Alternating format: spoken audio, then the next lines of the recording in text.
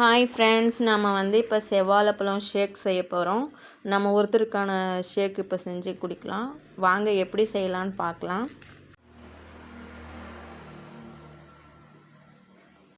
செவ்வாழைப்பழம், முந்திரி, பாதாம், வால்நட்டு, பிஸ்தா இதெல்லாம் போட்டு நம்ம ஒருத்தருக்கு மட்டும் தேவையான அளவுக்கு செஞ்சு குடிக்கலாம். வாங்க பார்க்கலாம். இதெல்லாம் எடுத்து மிக்ஸி ஜாரில் கொட்டிக்கலாம்.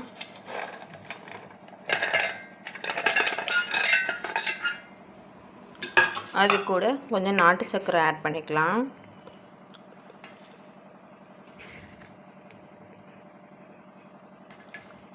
வாங்க அரைச்சி எடுத்து உங்களுக்கு காட்டுறேன். வாழைப்பழம் ஷேக் ரெடி ஆயிடுச்சு. இப்போ நம்ம டம்ளரில் ஊற்றி குடிக்கலாம். இது டெய்லி நம்ம குடிக்கும் போது வெயிட் லாஸ் நல்லா ஆகும்.